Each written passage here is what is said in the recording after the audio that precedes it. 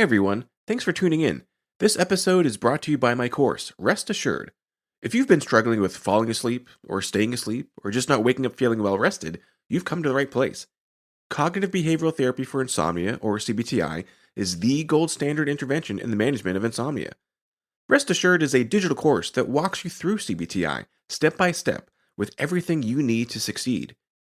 Each of the 6 weekly modules guides you through some important background information for the different techniques, explores the evidence based techniques in detail, provides multiple examples of exercises so you can find the one that works for you, and reviews the work you've completed since the last module.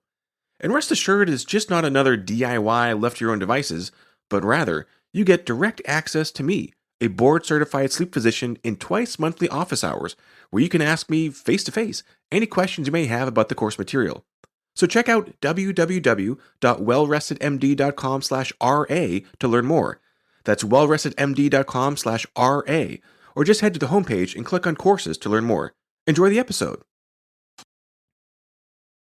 Hey friends and neighbors, you're listening to the Well Rested Podcast, episode number 28, Cupid's Pillow. I'm your host, Dr. Joshua Lennon. Valentines is just a few days away. Ever wonder how your time between the sheets is affected by your sleep? Better put the kids to bed early, because in this week's episode, I'll be reviewing some of the data on sleep and sex, including sexual function and dysfunction, fertility, and how improving sleep can improve your sex life. I hope each of you has been lucky enough to share your life with a loved one. Long-term romantic partners are a literal lifesaver. Married individuals live longer, stay healthier longer, and more likely to engage in healthy behaviors. For anyone who is single, this is not in any way a death sentence, and nothing that I say is meant to belittle or denigrate. And just because you don't happen to currently be in a relationship does not mean that any of what follows can't be applicable. So stay tuned. There is some very interesting data coming out about having a bed partner. Sharing awake time is the best way to form and reinforce a bond between two people. But why should mutual unconsciousness matter? When you fundamentally cannot be aware of each other, why should it matter if you are together or not? And won't having another body in the bed be more disturbing? From their body heat or cold toes, as they naturally toss and turn, kick or shift or move about, could sharing your bed with a loved one actually lead to love lost between you? When children and pets are in the bed, sleep is objectively worse all around. But data on bed sharing between romantic partners is revealing some interesting findings. You may have heard that when young women house together, such as in dorms or as roommates, that their menstrual cycles may begin to synchronize. The fact that we can influence each other's biology from a distance like that, by itself, is quite astounding. But we're starting to see some glimmers of something similar with sleep. One interesting study published in 2020 looked at 55 heterosexual and same-sex couples and their sensitivities to each other's sleep disturbance. Each bed partner wore an FDA-cleared sleep tracker called an actigraphy watch for 1 week, filled out a log of their subjective sleep over the same period, and answered some questionnaires. The researchers were looking at minute-by-minute synchrony of being awake versus asleep, for example, shared sleep time and shared wake time, and what they call transmissions, where one partner's wakefulness triggers the other to wake, including the number of these transmissions, the percentage of an individual's total awakenings that were shared by their bed partners, transmitted in either direction, as well as resistance to transmission, meaning how much of partner A's wake time was partner B able to sleep through. While they uncovered lots of interesting data, they found that the more synchronized the timing of couples' sleep, the more synchronized the sleep overall. When couples go to bed at the same time, they are more likely to sync up in their wake periods across the night as well, especially with more typical sleep timing versus delayed sleep timing. A negative way to interpret this is to assume that having the same bedtime as your bed partner means your partner is more likely to disturb your sleep. But the actual disturbances were relatively rare and short, with couples sharing about 91.8% of their sleep time on average. And further, this is demonstrating a linking, a synchronization of partners' ultradian rhythms. You've heard me talk a lot about circadian rhythms, the body's internal clock across the 24 or so hour day. Ultradian rhythms, on the other hand, refer to the cycles shorter than a day, and specifically to the cycling through sleep stages across the night. Light sleep, deep sleep, REM sleep, light sleep, deep sleep, REM sleep, and so on. So what we see in this study is that the more synchronized partners' circadian cycling is, both in terms of timing to go to sleep and their morningness and eveningness preferences, the more synchronized their ultradian cycles may be as well, with greater percentage of shared brief awakenings across the night. I think that's rather sweet, don't you think? Hearts and minds intertwined, even when unconscious. It's romantic. This wasn't the only study suggesting this synchronization of bed partners. A separate study was published in the summer of 2020. The researchers had couples undergo 2 full polysomnogram sleep studies, both as isolated individuals as well as co-sleeping. One big finding was how much better quality sleep they achieved together. Compared to when each individual was sleeping alone, when co-sleeping with a romantic partner, they achieved about 10% more REM sleep per night, experienced less fragmentation of REM sleep, and experienced longer individual bouts of REM sleep undisturbed. But again, I think the more remarkable finding was that the rest of sleep architecture was also more synchronized. Sleep architecture is like the arrangement of the building blocks of a full night of sleep. What stage of sleep and when, for how long, and with what interruption. When couples were co-sleeping, all their sleep stages were more synchronized. This held true even after excluding all the wake time, which is what we saw as the marker of synchronous sleep in that last research study. This coupling of sleep stages had a lag of only about 5 minutes, meaning that once partner A went into deep sleep, partner B tagged along too into deep sleep within about 5 minutes. And when partner B jumped into REM sleep, partner A was right there with him within about 5 minutes. Again, this is truly remarkable. 2 bodies that happen to be sharing the same bed, like real-life telepathy, literally start synchronizing the pattern of their brain waves. And when separated in different beds, that synchronization did not occur. It's being together that made the difference, and not just together physically as the only influence. The researchers also saw that the more social support the couples felt reinforcing their bond, the greater their sleep was synchronized. Furthermore, the deeper the relationship between the partners, the greater the synchrony. Truly amazing, and a lot more to explore there, as this data is quite fresh and still needs to be replicated, but very fascinating. Sexual function is intimately tied to sleep in every way possible. Like in most things in clinical medicine, we have a lot more information on things going wrong rather than what keeps things right or normal, and we'll dive into that in just a moment. But there was an interesting 2015 study in the Journal of Sexual Medicine looking at the sleep behaviors of 171 women over a couple weeks. They found that longer sleep duration was associated with greater next-day sexual desire. Now, these aren't huge odds, but each 1-hour increase in sleep duration was associated with a 14% higher odds of engaging in sexual activity. Furthermore, the greater the average sleep duration, the greater the reported genital arousal compared to women who did not sleep as much. And these relationships were independent of daytime mood and fatigue levels. There was no clear data on similar outcomes in men, but this does provide a good opportunity for couples. The better the sleep, the better the sleeping together. Now, there's a lot more information on sexual dysfunction in sleep. In fact, one 2020 review on sleep in the journal Sexual Medicine Reviews recommended that because there's such an exquisite association, that every individual with any sexual complaint should be screened for a sleep disorder. One 2017 study in the journal Menopause demonstrated strong links between women's sleep and sexual function. The researchers found that both insomnia and short sleep duration were each associated with poor sexual function and decreased sexual satisfaction among postmenopausal women. A separate 2019 study of postmenopausal women demonstrated that any self-reported sleep disturbance was robustly associated with a 67% higher odds of vaginal pain and 69% higher odds of vaginal dryness, as well as a dose-response relationship with decline in sexual health over the last year. As far back as 2011, studies of women between the ages of 28 and 64 found that those with untreated obstructive sleep apnea were significantly more likely to suffer sexual difficulty, including more sexual distress and manifest female sexual dysfunction. A study published just last month in January 2021 found that women with sleep apnea were more likely to suffer sexual dysfunction, as well as increased anxiety and depression, all of which snowballed into worsening quality of life. A separate study in 2020 also looked at this particular problem of sleep apnea in women. They found that compared to women matched for age and body mass index, women recently diagnosed with sleep apnea but not yet started on treatment experienced worse overall sexual function, including lowered sexual desire, increased rates of female sexual dysfunction, and worse body image, especially if they woke up feeling short of breath, a not infrequent symptom of sleep apnea. This is certainly not just a women's issue. A 2019 study in men also found that among those with sleep apnea, rates of sexual dysfunction are significantly higher, and these men too suffer significantly worse body image.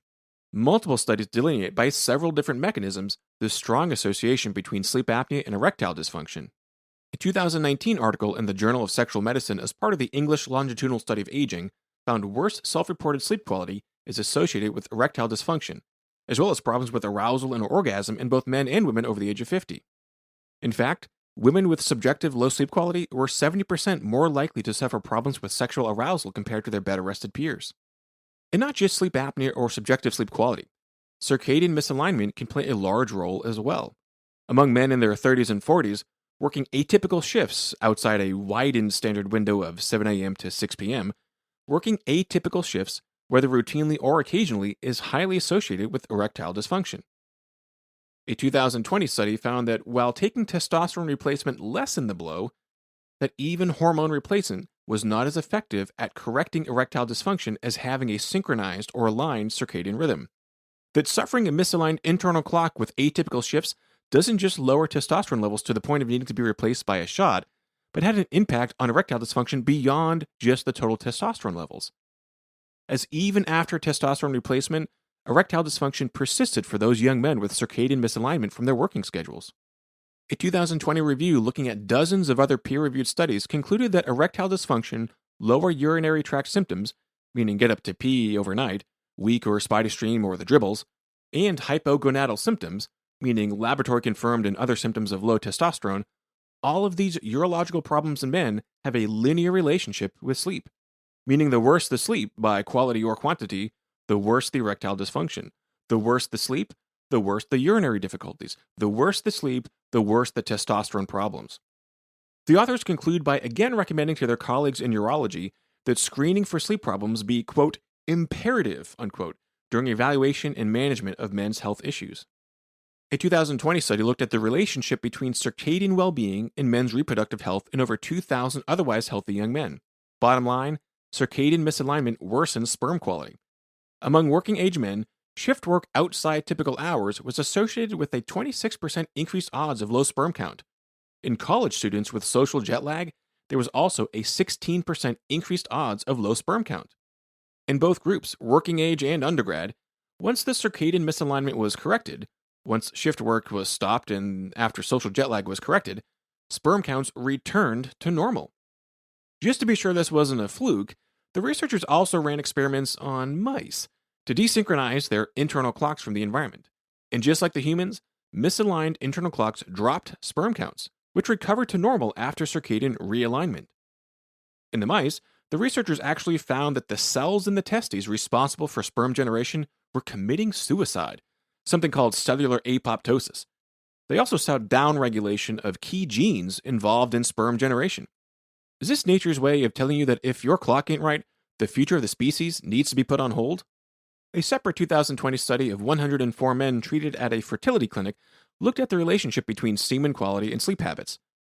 They found that compared to men who turn in for the night prior to 10:30, men with a habitual bedtime between 10:30 p.m. and 11:30 p.m. were 2.75 times more likely to have poor semen quality, and that those with bedtimes later than 11:30 p.m. were 4 times more likely to have abnormal semen, just from a later bedtime. Furthermore, men who habitually slept under 7 hours a night were over 6 times more likely to have abnormal sperm. Yikes. And as discussed in episode 4, a 2020 study demonstrated that evening screen use is associated with worse sperm motility overall, lower sperm count, and a higher percentage of immobile sperm, just from evening light exposure from screens. And they also found that men who slept longer had higher sperm counts and better sperm motility, and that the less sleepy men were, the better the sperm motility. A separate 2020 study examined some of the possible mechanisms. Using rats, yes, back to the rodent data, rats that were chronically partially sleep deprived had worse fertility, as we've seen in men with lower sperm concentration, lower sperm viability, lower sperm motility, and significantly higher rates of sperm malformation. They found that there were significant genetic alterations in the sperm of these sleep-deprived rats, including genes related to metabolism, inflammation, and some hormonal pathways involved in blood pressure regulation. The genes expressed by sperm of animals is different when the animal is sleep-deprived, leading to very poor functioning reproduction cells and decreased fertility. Women's fertility is also strongly affected by sleep and circadian health. While it may not be quite so obvious in men, women have a much clearer manifestation of the importance of cycling. That over a period of a month, there is an unmistakable fluctuation in body function. So it would make sense that alterations in 1/28th of that cycle, changes in circadian cycling, could also affect the 28-day cycle, the up and down of luteinizing hormone, follicular stimulating hormone, prolactin, estrogen, progesterone. If the second hand is ticking too fast, too slow, or too irregularly, then surely the tracking of minutes and hours will be affected too. Multiple recent studies demonstrate alteration in levels and secretion of important hormones including FSH, LH, and prolactin among women with sleep disturbances or circadian misalignment. Circadian changes from shift work to jet lag to even just daylight savings, see episode 13, are associated with worse fertility and early pregnancy difficulties. These have even been shown to alter the expression of some of the body's clock's genes, which are associated with worsening fertility and increases in miscarriages. One 2020 study looked at women presenting to a tertiary IVF clinic in the UK. They found that women who suffered recurrent implantation failure during in vitro fertilization attempts slept on average 53 minutes less than fertile women. And women who suffered recurrent miscarriages also slept less, about 36 minutes less per night on average compared to a control group of fertile women. A separate 2020 systematic review by the American Society for Reproductive Medicine found strong links between sleep and circadian wellness and fertility outcomes. Reviewing dozens of studies, they found that short sleep duration, delayed circadian rhythms, and irregular circadian rhythms, courtesy of shift work, were each significantly associated not just with ovary function, sperm quality, but also IVF success as well. Clearly, the rhythms of your days and nights has a strong influence on the rhythms of your weeks and months in these longer cycles of hormones, with radical consequences for reproductive health. But thankfully, it's not all doom and gloom. We've already seen that getting a little more sleep improves sexual desire and function among women. Getting a little bit more sleep improves sperm function in young men. Going to bed at a reasonable hour without a delayed circadian rhythm is associated with better sperm health. Correcting circadian misalignment from shift work or social jet lag normalizes sperm function that was previously disabled by the circadian problem. A 2020 study from the International Society of Sexual Medicine found that even a little education for shift workers makes a difference. The study involved 120 female nurses, a group who, unfortunately, are frequently forced into abnormal shift work. The intervention involved 3 education sessions regarding sleep health delivered over a few weeks. They found that 3 months after the intervention, quality of sleep was significantly improved after just these 3 brief sessions on sleep health, despite the continued shift work. They also found that women who had a bit of sleep health education, again with absolutely nothing about sexual health, that they reported significant improvements in sexual self-efficacy, as well as significant improvements in sexual quality of life. That among those who are forced to periodically misalign circadian rhythms and all the trouble that spells for them, just a little education on sleep, 3 months after all those classes ended, that their sex lives were better compared to a control group who received no sleep education.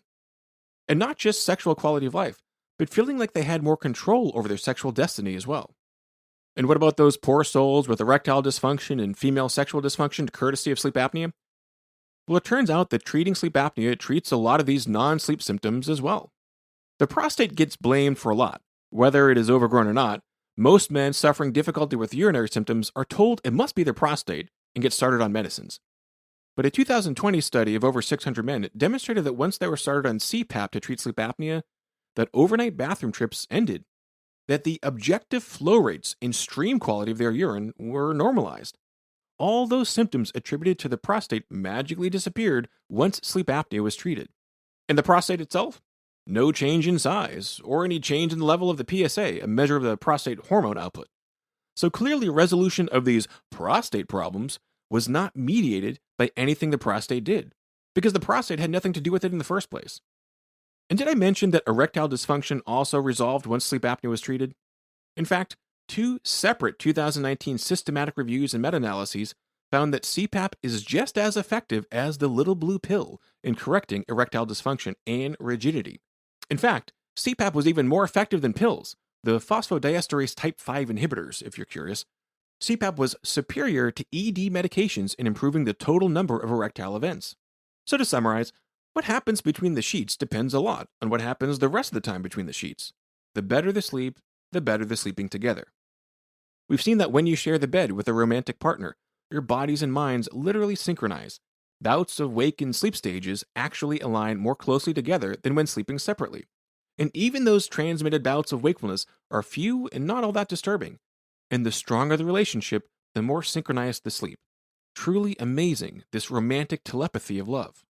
We've seen that problems like circadian misalignment or sleep apnea cause problems with male and female sexual arousal, orgasm, fertility. Poor sleep quality in women is associated with vaginal dryness and discomfort, and declining sexual health. We've seen that problems like sleep apnea don't just cause sexual dysfunction, but actually worsen body image too, in both women and men.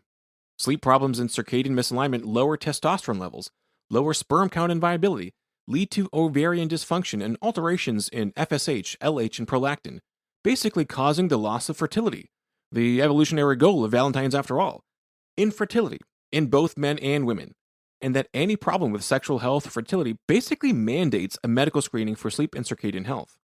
And we've seen that women who sleep more have better sexual desire and arousal. We've seen that knowing just a little bit more about sleep actually increases women's sexual quality of life and sexual self-efficacy, despite continued circadian misalignment.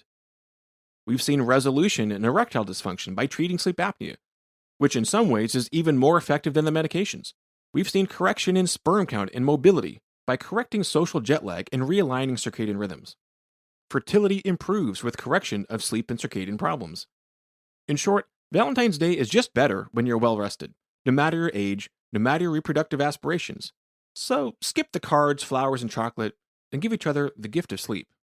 I've got a little handout for you, so if you head over to wellrestedmd.com/day, you can get a free cheat sheet to the day in the life of the well-rested, including some specific best practices to get that good snooze.